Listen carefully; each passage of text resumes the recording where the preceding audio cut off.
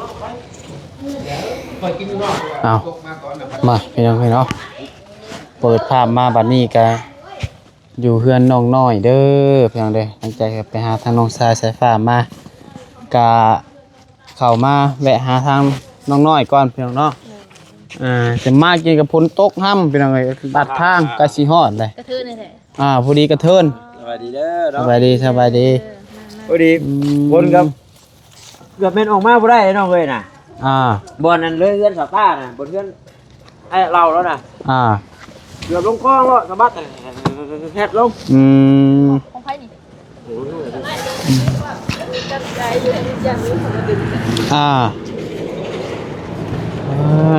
พอดีไม่เท่าทั้งน้องน้อยเพิ่นเสียบ่อยู่ซำบ่นี่ฮะน้องน้อยบ่อยู่ซำบ่เพิ่นเข้าไปง่ายเข้าไปช่วงเพิ่นเมื่อกี้นี่โอ้บ่ายโมงไงเด้เป็นเทศกาลยังมาบ่พอซ้ำเนาะโอ้ยเปียกมาซาดนิดนึงพี่น้องไอ้พอน้องมอเตอร์ไซค์ขึ้นไปบอกน้องเพิ่นว่าช่วงเทศกาลแล้วน่ะออกมาเด้อว่าครับคำพอเพิ่นก็บ่ได้เฮ้ยปกติก็เพิ่นเอาไปแล้วบ่โดนบ่ได้ดอกเพิ่นเมื่อซ้ำติบ่อยู่ซ้ำโอเคบ่เป็นหยังพี่น้องเนาะนะเดี๋ยวจังหน่อยสิไปอัปเดตเทือนซ่านให้พี่เบิ่งเพิ่นบ่อยู่ก็ได้จากฮอดใส่เลยพี่น้องเนาะโดยนี่ก็เกี่ยวแม่ย่าเจ้านี่ค่ะแม่ย่าลงกับปุ๊บไปแล้วเกี่ยวแม่ย่าว่าเราซุยแล้วว่า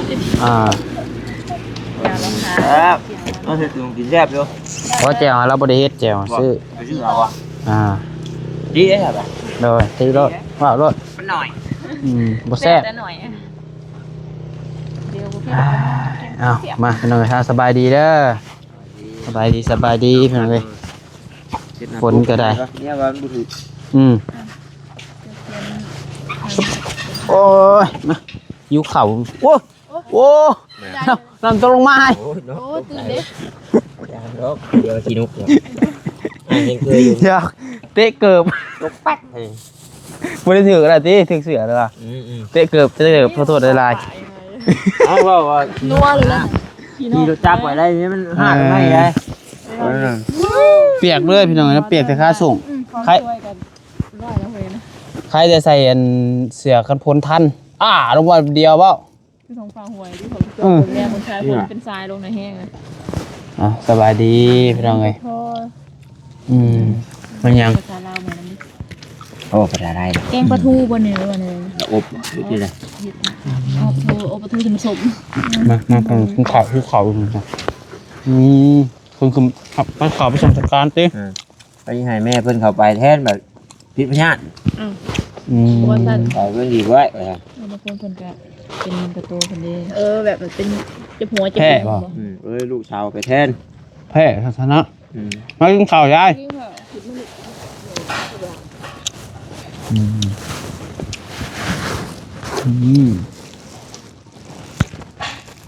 เป็นไงน้องสายผ้าอยู่ป่ะอยู่เพื่อนว่านี่โดนกิบบริแต่กระบะแม่นางเขาไม่ปล่อยอยู่สถานการณ์บีบบังคับเนี่ยอะไรเขาแผลอย่างนั้นยังพูดมีคำอันนี้ขับมือแล้วของตัวครับต้องเขาต้องเฮ็ดนะเขาจีให้มูไปหาตลอดมันก็เป็นไปบ่ได้พี่น้องเนาะยามไปก็ไปยามมีก็มีอันผู้ช่วยก็ได้ตัวนี้มันก็กินกำเฮาได้บัดนี้บางคนแค่ว่าชวนหักแพงเนาะมาต้นมาปลายแม่นถ้าปลอดจอดเท่ากับมาตลอดเป็นนะมีเลยตลอดเคสหนึ่งได้อยู่แถวนึงเถอะบ้านพวกน้อง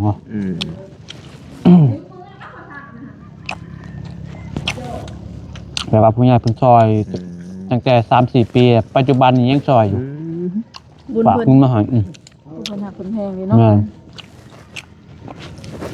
ตะกี้ซื้อรถให้ได้ออกคันหนึ่งมาวัง2-3 มื้อหลังนี่เคยเห็นว่าซื้อรถให้อีกคันที่2รถไทยอีกบาทเว็บไทยคือกับซื้อให้นะสาวน้องเบลให้ตะกี้ซื้อให้แล้วคันหนึ่ง2-3 ปีขึ้นหลังแต่มันเพ่บุญเพิ่นเหรอ ฝากเงินมาให้ใส่อีกโอ้เห็นผมไปมอบให้เดือนละ10 ล้าน20 ล้านวะกลัวให้จุ๊เมา เดือนแบบมีเงินเดือนใส่เลย ครับจะว่าแม่หักคนแท้นอกจากคนที่เป็นหักคนแพง เอ้าป้อมให้กูเดือนนะ เพื่อนเขาติดกล้องวงจรปิดให้วะบ่แต่ขึ้นขึ้นหนองไปจัก กันยากนี่แหละ บอกเขาว่าผมเนาะว่าทำนี่พี่ก่อนบางคนก็ขึ้นโยอยู่ แต่ว่าจิตก็วงจรเลยคือเห็นแล้ว หลังเดียวดอกสิ ไฟฟ้าบ้านเฮายังบ่ถึงกันไฟฟ้าบ้านเฮาก ล้องวงจรกับบวนทายโตกูจัก โอ้ยหลาย เห็นเพิ่นไปติดล่าสุดนี่ได้ติดกล้องวงจรแล้วก็ซื้อรถได้พร้อมเนาะ ทางนี้บ่ค่อยเบิ่งคลิปปานใดนะเห็นอยู่เฮ้ยมันผ่านเนาะ บุญพายบุญมัน กูยิงดีกูยิงดี ตาย เป็นคนได้ค่ะอ้ายอีกูยิงไง ตาย มันเป็นหยัง มี กินมี เห็นมีเมื่อ บ่ พอเห็นกูยิงอ่ะ กินข้าวนี่ จ่าแพนเป็นจ่าแพน บ่ฮู้แล้วจากคนละคนบ่ฮู้แล้วจะไปเพื่อสะพาน เป็นจ่าแพนก็กล้องวงจรจังเป็นสถานที่ห่วงห้ามไม่ได้เพื่อนเราโอ้รู้เลย บ่ฮู้คนละคน คนขังนี่คือสิระแวงกล้องวงจรเลย กำแพงเพื่อนเราก็ยังกินขาดแล้วเพื่อนเรา โตขากันตายบางหนึ่งอยู่เด้ โอ้ โอ้ ขนาดนี้แล้วนะ โอ้โหเนาะ นั่นแหละ เป็นจังโอ้โหนี่อันที่ว่าจะปีเลย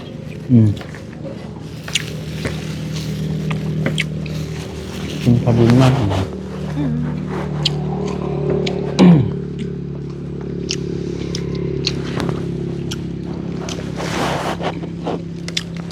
ือว่าเห็นเราเนี้ยงขึ้นมากกว่าใช่ป่ะ ตู้บันไพ่เราหมอดไว้ป่ะเราหมอดเรายัง เท่าได้ไหน ฮะ เท่าได้วะ คนชื่อเท่าไหร่ไอ้อันเอาขอเจ้ามา อ้าวบ่ได้ชื่อบ่ โอ้ย เจ้าบอกว่ามาซื้อจ้ะ เห็นยุเจ้าถามว่าชื่อบ่นะเจ้า คือบ่ชื่อ พอน้องเด้อจ๋า เป็นแต่ ไอ้ว่าในคลิปเหมือนว่าเห็นแต่พ่อน้องแววตาแล้วมีตู้บันไพ่ป่ะแต่ผู้ดีทางแม่เพิ่นเห็นได้ยินแหละคนว่าฉันแม่สิร้องเศร้าให้1,000 เมื่อพันบอกก็เรื่องงาม แล้วเพิ่นเช่ามือเดียวนี่แหละ แต่กระโดดวะ บัดนี่อยากเช่าต่อก็แล้วแต่บ่ทราบเพิ่นพิจารณาแล้วบัดนี้ บ่ทานบ่เศร้า บ่มื้อนี้น่ะแม่เพิ่นเช่าให้อันนี้ทำบ่มีผู้ใดเช่าก็แล้วแต่บ่ทางแล้วบัดนี้ว่านี่ก็เจ้าให้งานแล้วก็เจ้าก็เอาเองเนาะ แหมแล้วมื้อนี้ก็นั่นบ่ ปิดบานประตูเลยได้ถ้าเพื่อความสะดวกสบายเฮา ตัวงาคือผู้ใหญ่เช่าหามื้อนึง แม่มื้อครับยังไงเพิ่นเช่าให้ โอ้ยันหวานมาถึงแล้วงาน บ่ มื้อเดียวเนาะ มือเดียวนี่แหละแล้วจังว่า มื้อนึง1,000ว่าผู้เจ้าของเครื่องก็บ่ได้เว้าดอกนั่นแสนนี่แสนนะแต่เพิ่นเสนอให้เลยว่า1,000สินะแล้วก็เอาไปแล้วล่ะว่า โอเค มันยากบ่มีไฟสิกันสิแบกไปแบกมาก็โลกันยากนี้เนาะเบิ่งงานรถก็บ่มีเหรอวะ จักยามได้สิแล้วบ่มีไผเพื่อแล้วสิได้เนี่ยตอกเนี่ยตัดก็หลอกก็โลมาบ่เบื่อใจออกรถเอาข่อยเอาแต่เท่านี้แหละสิเดือแค่เองเด้อ โดนให้จ้างต่อไปอีก แล้ว เอาเดี๋ยวจังหวะจังเขาไปเบิ่งสักอย่างเนาะกินข้าวก่อนหิวข้าวแห้งบายเลย อยากส้มนี่ อืม ส้มมดปลา โอ้บ่มันอื้อบุญ ดึกทานเลยน้องเบส อยากส้มตัวนี้ ขบุญมากบ่ มาละเมือนก็ตะมวน มาเมืองเลย แม่นแบบใส่บุย แล้วกินข้าวเด้อ กินข้าว บ่เห็นหน้าเห็นตาจนเนาะ เจ้าเขาสอนพื้นอย่างกันเป็นตายได้กินชี้อีกไทย ดูเดือดวะ โอ้ เอาให้ไปเที่ยวได้รีวิวให้ฟังเด้แล้ว มาดีได้มาจากคน เอาอีเด้เนี่ยผู้ใดไปเที่ยว มาจากคน ไปนำไป มากินข้าว ได้ว่าที่ผู้อยากขี่รถจักรไปหมู่เนาะหมู่พาเสียจักรไป มันหายจากไปเนาะ เอาอันห่อผูกเกียนคาร์บเตอร์ไปรถป๊อดไปน้ำมันเบิร์ดข้างแถวไปไว้ไว้เลย นี่มันข้างไปใหม่ยันหดพื้นดีอ่ะงานรีวิวธรรมชาติมานานเนาะ มาจะใช้ถ้าก็ออก 2 โมงขี่รถมาหอดปีก็เป็น2 ชั่วโมง เอ้าโดนแท้บ่คิวใหญ่อยู่มื้อนี้บ่คิวจักบ่มื้อนี้ น้าสงสัยแบบขี่แล้วก็ขึ้นครับแล้วก็จอดเบ้ากันพ่อมาขึ้นเอาแบบใดวะคนผู้จ้างข้างไปนะเคยได้ตอนขึ้นเรือนน้องแต่ผ้าเธอเมย์นอนบ่นอนรถใหญ่มาโตนคุมตื้อโอ้ยว่าแซ่บ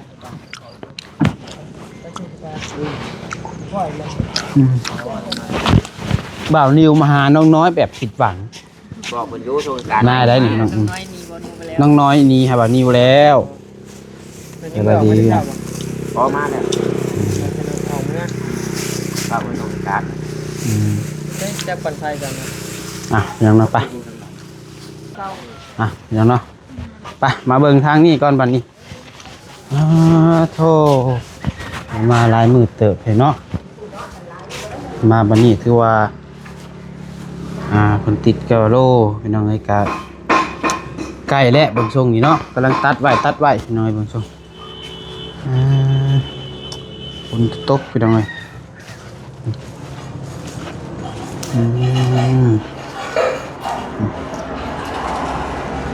กำลังเริ่มขึ้นพาแบบนี้เนาะปูนยังจะพกสอบปูน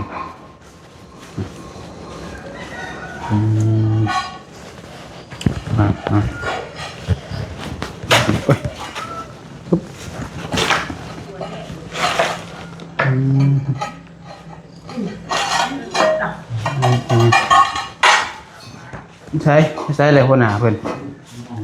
นอนเช็ดกันเลยแน่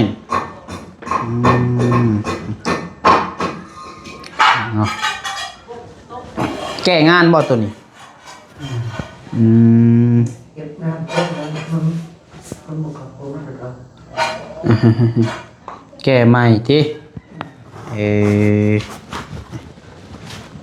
ขึ้นพาน้ำเนยแหละพี่น้องเอ้ยโอ้แต่ว่าตัวนี้ได้แก้มันบ่เพียงกันบ่เพิ่นได้มันคอนไปนึงเพิ่นแก้เพิ่นแก้เลยติดใหม่ไปเลยแล้วนี่เนาะครับติดใหม่เลยแล้วลงปูนเข้มไปเลยเขาได้ยีดอกมันยังมันติดราคาสวัสดีสบายดีเมื่อยแห้งบ่กะอายุเพราะว่าเมียมันจะสบายกะเอาลูกแม่คืนอีกเมื่อเช้านี้ให้มาเข้าเอาให้เลยก็เลยมาเฮ็ดเจ็บแขวจะมาเป็นโรคเลยกินยาก่อนเขาซื้อซักมันฉีดยาเอาโดยแต่มันบอกขอโทษมันมีเสื้อแต่ยังแต่น้อยเราเป็นโรคตัวนั้นแต่จนเสียเซลล์เซลล์ตาเราเลือดออก2-3 มื้ออย่างเช้าตึกเสียงมันเต็กเลยโดยถือว่าติดเดิมขึ้นพาแล้วเนาะอีกทิศนึงแล้วบ่ครับว่า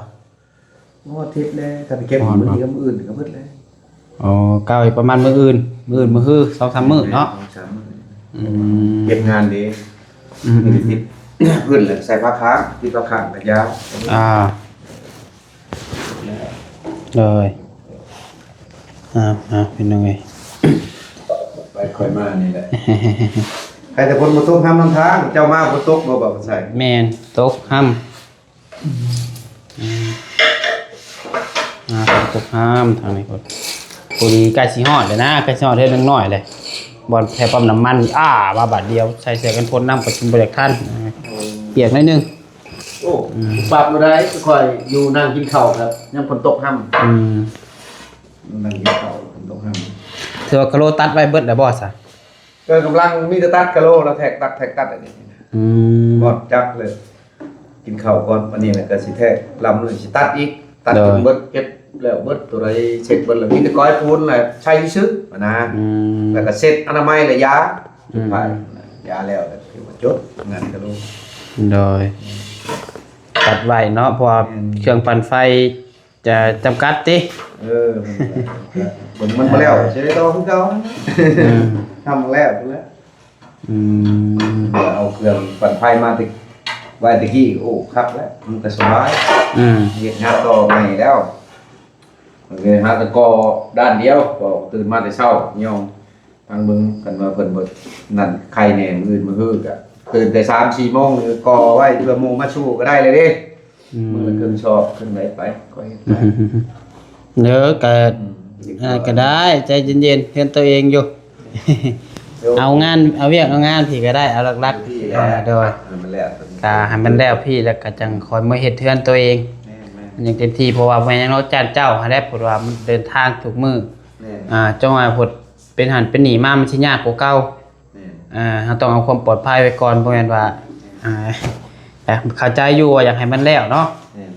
แต่ก็ต้องความปลอดภัยพี่น้องเนาะเป็นหันเป็นหนีมารับกลางทางพดรับในรับหยังพดมันสิยาก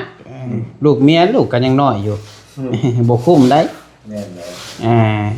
ตื่นแต่เช้าพอนอนดึกเดินทางบ่ง่ายได้พี่น้องเอ้ยเอานอนบ่อิ่มนอนบ่เพียงพอนี่ก็สิเมื่อยอีกเฮ็ดเวียกเฮ็ดงานก็ได้สู้ไปนี่แหละนี่แหละมันบ่ได้แม่นก็คือการเบิดนั่นแหละไผก็ได้ช่วงนี้ก็หนักอยู่พี่น้องเนาะบ่ได้ว่าแต่นั้นต้องสู้กับชีวิตแต่ละมื้อ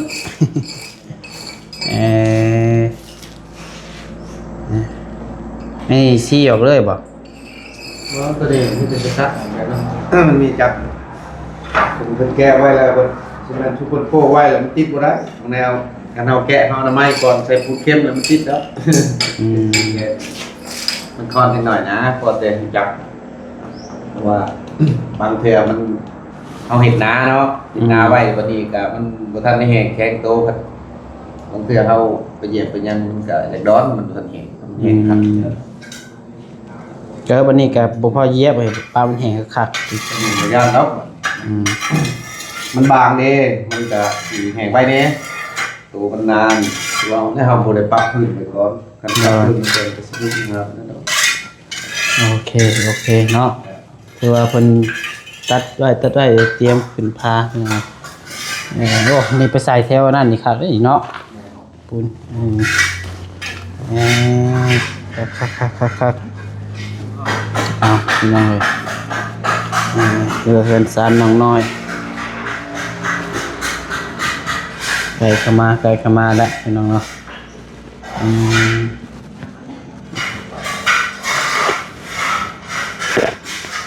มีกระโดนกับคือสิแล้วเนาะมันทาสีที่คือสิทาได้แล้วมันแห้งหมดเลยเด้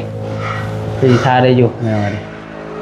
ประมาณ10 กิโลแล้วเลยทาสีต่อเลยก็น่าจะได้เนาะแต่คอยว่ากันตัวนี้ติดบานประตูเนาะ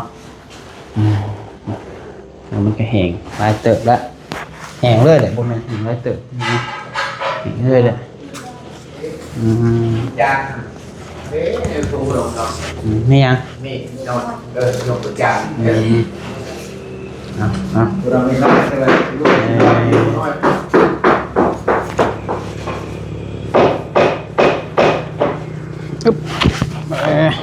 ข้างนอกก็ถือว่าแห้งแล้วเพียงเนาะทาได้และสีนี่เนาะทาแต่อัน10 กิโลแล้วเนาะต่อเลยเป็นช่วงเวียกงานได้ส่วนนี้มันถือว่าได้แล้วพี่น้องเนาะไปแต่พี่น้องเราถือว่ามาอัปเดตเพื่อนซ่านน้องน้อยมื้อนี้ก็ถือว่าเพิ่นก็แก้งานน้ำแน่แล้วก็ตัดกิโลไว้น้ำแน่เพราะว่าเครื่องปั่นไฟจำกัดพี่น้องเนาะเพราะว่าผู้ใหญ่เพิ่นเซาให้มื้อนึงว่าซั่นเด้อ ไปสำหรับที่นี่ลำลาเด้อผิดพลาดประการใดขอโทษขออภัยนำเวลาขอบคุณทางพ่อแม่ FC ที่เข้ามาชมและเป็นกำลังใจทั้งน้องพัชชัยโดยตลอดมาเดี๋ยวสำหรับที่นี่ไปแล้วสบายดี